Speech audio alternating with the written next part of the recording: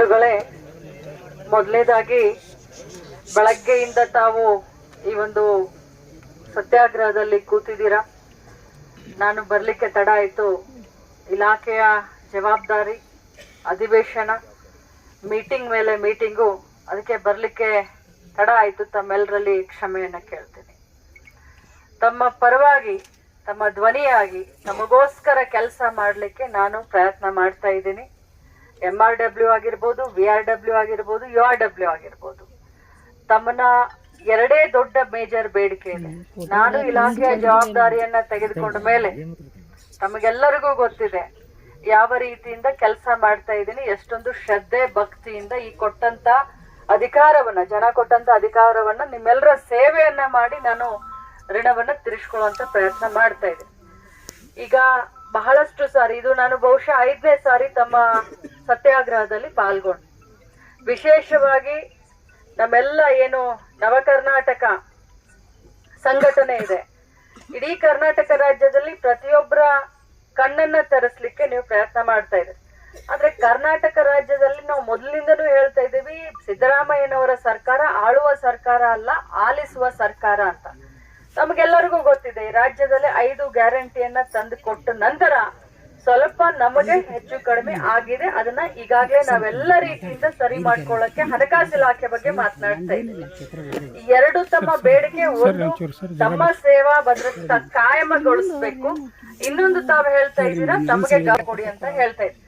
2022ರಿಂದ ತಮ್ಮ ವೇತನವನ್ನ ನಾವು ಜಾಸ್ತಿ ಮಾಡಿಲ್ಲ, ಗೌರವಧನ ಅಂತ ಹೇಳ್ತೀನಿ ನಾನು, ಇದು ವೇತನ ಅಲ್ಲ. 9,000 ರೂಪಾಯಿ ತಮಗೆ ಸಿಕ್ಕತ್ತೆ.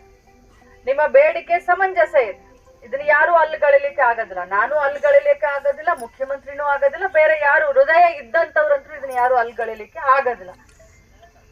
ದೇವ್ರು ಎಲ್ಲ ನಮ್ಮನ್ನ ಚೆನ್ನಾಗಿಟ್ಟನೆ ಒಂದ್ ಹೆಜ್ಜೆ ನಡಿಯಕ್ ಹೋದ್ರೆ ನಾವು ಹೆಚ್ಚು ಕಡಿಮೆ ಆಗ್ತೀವಿ. ಅಂತದ್ರಲ್ಲಿ ವಿಶೇಷ ಚೇತನರು ತಾವು ಸಮಾಜದಲ್ಲಿ ಎಲ್ಲರ ಹಾಗೆ ಸ್ವತಂತ್ರವಾಗಿ, ಎಲ್ಲರ ಹಾಗೆ ಸ್ವಾಭಿಮಾನದಿಂದ ಬದುಕಲಿಕ್ಕೆ, ಬದುಕನ್ನ ಇನ್ನೊಬ್ರು ಕಟ್ಲಿಕ್ಕೆ ತಾವು ಸಹಾಯ ಮಾಡ್ತಾ ಇದ್ದೀರಾ.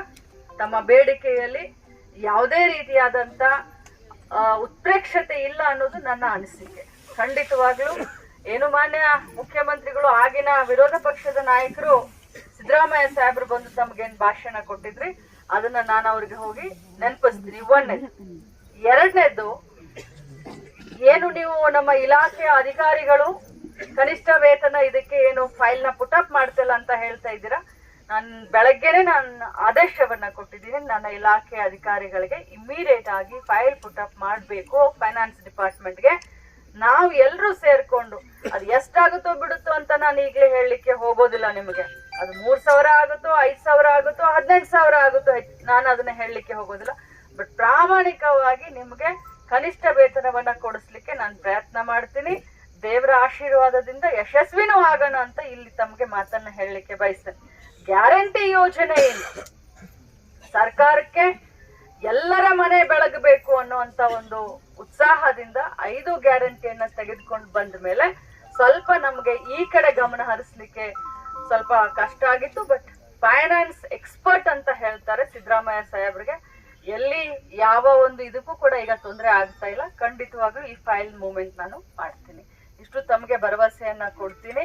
ತಮ್ಮ ಕನಿಷ್ಠ ವೇತನ ಆಗ್ಲಿ, ನೀವು ಕಾಯಮಾತಿ ಅಂತ ಹೇಳ್ತಾ ಇದ್ದೀರಾ. ಒಂದು ನಿಮಿಷ, ಬಹಳಷ್ಟು ಇಲಾಖೆಯಲ್ಲಿ ಗುತ್ತಿಗೆ ಆಧಾರದ ಮೇಲೆ ಈಗ ಕೆಲಸ ಮಾಡ್ತಾ ಇದ್ದಾರೆ. ಎಲ್ಲರ ಬೇಡಿಕೆ ಇದೆ, ತಮಗೆ ಗೊತ್ತಿದೆ, ಎಲ್ಲರ ಬೇಡಿಕೆ ಇದೆ. ಹೆಲ್ತ್ ಡಿಪಾರ್ಟ್ಮೆಂಟ್ ಇದೆ, ಅತಿಥಿ ಶಿಕ್ಷಕರಿದ್ದಾರೆ, ಅತಿಥಿ ಲೆಕ್ಚರ್ಗಳಿದ್ದಾರೆ. ಪ್ರತಿಯೊಂದು ಇಲಾಖೆಯಲ್ಲೂ ಇವತ್ತು ನಾವು ಡಿ ಗ್ರೂಪ್ ಆಗಿರ್ಬೋದು ಅಥವಾ ಕಾಂಟ್ರಾಕ್ಟ್ ಬೇಸ್ ಮೇಲೆ ನೌಕರಿಯನ್ನ ತೆಗೆದುಕೊಳ್ತಾರೆ. ಬಟ್ ಅದು ನನ್ನ ಬಂಧುಗಳಿಗೆ ಅಂದ್ರೆ MRW, URW, VRW ಗೆ ಅನ್ವಯಿಸುವುದಿಲ್ಲ. ಅದಕ್ಕೆ ಇದನ್ನ ವಿಶೇಷ ಚೇತನರು ಇದನ್ನ ವಿಶೇಷವಾದ ಕೇಸ್ ಆಗಿನೇ ಪರಿಗಣಿಸ್ತೀವಿ ಅಂತ ತಮಗೆ ನಾನು ಭರವಸೆಯನ್ನು ಕೊಡ್ಲಿಕ್ಕೆ ಬಯಸ್ತೇನೆ.